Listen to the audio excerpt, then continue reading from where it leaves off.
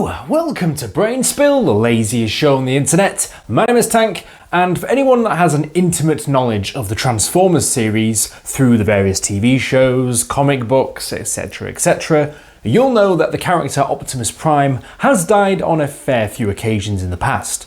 However, today we're going to be talking about an incident where this had never happened before. This was the first time that we witnessed the death of Optimus Prime. Autobots, roll out! Yes, we're going to be talking about today the very unexpected moment where everybody's favourite Transformer, Optimus Prime, kippered it and got killed off in the most unexpected way possible. And if I was still 8 years old when I found out about this, my little heart would have been broken because I actually owned an Optimus Prime Transformer figure, and I used to love the transforming from the truck back to Optimus Prime, although it's not quite as graceful as what you see in the movies, but to me it looked just like that. Hasbro are well known for the production of some very popular toy lines, including G.I. Joe and Mr. Potato Head, and in 1984 they were on board to release the Transformers toys. And oh boy were they a hit. Hasbro were working in tandem with Marvel Comics and an advertising agency called Griffin Bacall. They worked together on the new strategy going forward in order to release products and advertise the Transformers franchise. And as well as making a toy line, they decided it would be a fantastic idea to try and create a story around this and get people invested in not only the scene, but also the characters themselves. And it seemed like the perfect plan in order to expand the brand. I mean, this was back in the day where Megatron transformed into a gun. Yes, Megatron transformed into a gun back in the day. And of course, as you can imagine, this has changed and he no longer does that, and he joins the rest of his Transformer pals, transforming into other known automotive machines. Now he just transforms into a whole host of things, depending on what you're watching or reading, such as tanks, planes, or even dragons. So yeah, Transformers over the years has grown into a wildly successful franchise, releasing a whole host of toys, comics, TV shows, and movies. Yes, even those most recent movies, which, to be perfectly honest, I didn't even watch most of them because they just look terrible. But if we're going to be talking about Transformers movies, we have to go back to the OG of Transformers movies, the one that was released in 1986, and it's well known for a fair few things, one of which I will be going into quite a bit of detail in the rest of this video. But to be perfectly honest, I would much rather watch this movie from 1986 rather than anything that's been released in the past 10 years, mainly because Michael Bay hadn't got his hands on it yet. Transformers as a franchise, even though it had only been released for a few years at this point, was getting wildly more successful as the days went on, and as a result they decided to announce this full-length movie, and the fans were in a frenzy. They were ready to see their heroes on the big screen. I can just imagine being a young child, 1986, going to the cinema with my parents to watch this film, and me clutching my Optimus Prime and jumping with joy to see my favourite hero on the big screen. It must have been great. However, I'm here to now ruin that image for you and completely turn your world upside down. Sorry to all the young kids who were just putting themselves in that position, but I'm going to give you a big warning right now, it's not going to end well. The Transformers TV show, which had been on TV for about 2 years at this point, had never had an on-screen death before, so any parents that were taking their kids to see this movie probably weren't really expecting anything like that, thinking it would just be one big adventure. Well, no, it wasn't. However, the audience who did go and see this movie were probably in for a big shock, because not only were there some deaths, but there was a lot of deaths, and when I say a lot, I mean multiple deaths. The movie starts with a giant robot planet which decides to go around the galaxy and starts devouring other robot planets, which just sort of sets the course for the entire film, I think. Just to give you a taster of what happens, characters Windcharger and Wheeljack both meet their end in the movie, but they are not even killed on screen. That is because there is so much going on in this film, and they basically just get found later on, ripped limb from limb on the floor. Characters Ratchet and Ironside are exchanging laser fire with some enemy Decepticons, and that is before they are shot and killed on screen. And Ratchet was the medic of the group, so when that happens, you know things are going to go south. The death toll doesn't stop there, with a whole host of minor characters also meeting their end in this film. The character Brawn is struck down in combat, and his ally Prowl runs in to tend to his fallen ally. Then he is also shot, and for some strange reason, they decided to zoom in on his face and show his pain and anguish before dying. So yeah, just remember this is a kids' film, everyone. I could have sworn this was a children's movie, but apparently not, and just to even up the odds, there's a whole bunch of Decepticons that die, including Starscream.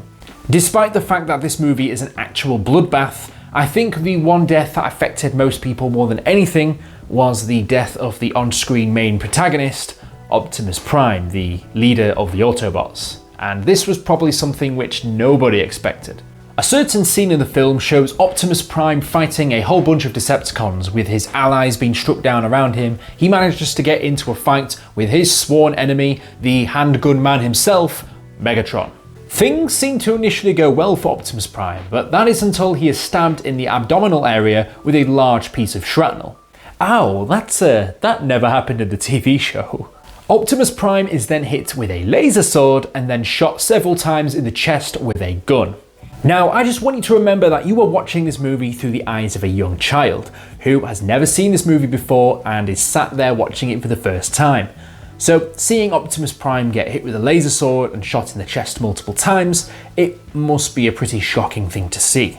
By the way, I just want to point out that the soundtrack in this movie is bloody phenomenal. It's just power ballads and rock songs. It's cool. Sorry, that probably wasn't the best time to bring that up, but I just had to put it in at some point in the video. Anyway, yeah, Optimus Prime dying, that's what we're talking about. So, it sounds like our boy Optimus took an absolute beating, and I ain't gonna sugarcoat it for you, he absolutely did. But that doesn't mean that he wasn't able to stand his own ground, because he absolutely did. He fought well, and even managed to get a few shots off at Megatron before his allies came to rescue him. So you'd like to think in such a big battle like this with the main character severely wounded that he would make it through this entire saga. Well, I'm sorry to disappoint you because things are about to get much worse. The final scene before his demise shows Optimus Prime on an operating table looking a little bit worse for wear, with the Doctor and his allies and friends around him in his final moments. Just remember, you are a young child watching this in 1986. In the room at the time, there is a young boy called Daniel. In the movie, he is 12 years old, and he says to Optimus Prime, "You can't die." Yes, that is what every child in the cinema was saying when they were watching this scene. In his final moments, the light fades from his eyes, the tense background music comes on, and the colour disappears from Optimus Prime's body, showing that he is indeed dead. Dead as a dodo, yes, all these kids in the cinema has just witnessed the main character of the entire franchise die, and this hasn't happened before, so as you can imagine, people weren't expecting this in the slightest, and kids alike mourned everywhere. The universal sign of "he snuffed it" is then preceded with the rest of the cast in the room breaking down in crying at the loss of their friend Optimus Prime. Like I said, this is a kids movie, isn't it? It certainly doesn't sound like it. Right, so I now know what you're probably going to be asking. Why on earth did they do this? I mean, why did they kill so many popular characters? And in particular, why did they kill off Optimus Prime, who was effectively the flagship of the entire franchise at the time and still is today? Well, that is because of one thing and one thing only. Can you take a guess? Money. Yep, that's it. Literally money. That's the only reason they killed all those characters on screen. But why? How does that have any correlation to the show for them wanting to make more money? Surely this would just kill the franchise. But no, they had an ace up their sleeve. In order to explore this, we need to go back to the roots of Transformers, which is at Hasbro. And what they did best was make toys. Yes, that is the predominant feature of everything related to Transformers, is that it always goes back to the merchandise. So for the past few years, Hasbro have been intimately involved with Transformers and all forms of entertainment and media that comes from it. And over the past couple of years, they had been incredibly successful. So it would only make sense for them to try and breathe new life into the franchise. And by doing that, they needed to get rid of some of the older lines of toys, shall we say. So they decided to axe a number of characters in order to make way for new Transformers to be released for that next Christmas season, the next hottest toys, and everybody would just forget about the ones that died in this film, including Optimus Prime. However, their little marketing ploy didn't quite go off as they planned because they were allegedly blindsided by the absolutely massive response they received from the public after releasing this film, mainly due to the fact that they decided to kill off so many of their children's favourite characters. Some of the fans were absolutely incensed that they'd lost their favourite characters, including, of course, Optimus Prime. It's almost like they did a good job at making a compelling and engaging story, investing in the characters and getting people to actually care about what they're making, which at the end of the day, if you're making TV or films, that's what you want. That should be the predominant driving force behind this, not the merchandise and all the toy sales that come of it as a result. And really, I think the fans won out on this one. It soon became clear that the team had completely underestimated how popular of a character Optimus Prime was. And in the DVD 20th anniversary release of this film, story consultant Flint Dill spoke about this and the amount of grief that they received as a result of making the decision to kill off Optimus Prime. He said, "We didn't know that he was an icon. It was a toy show. We just thought that we were killing off the old product line to replace it with new products. Kids were crying in the theatres. We heard about people leaving the movie. We were getting a lot of nasty notes about it. There was some kid who locked himself in his bedroom for 2 weeks." I suppose if you focus on that one aspect of the entire purpose you're making the film, then it's probably quite easy to miss out on the actual things people enjoy rather than money, money, money, but this is just coming from one perspective.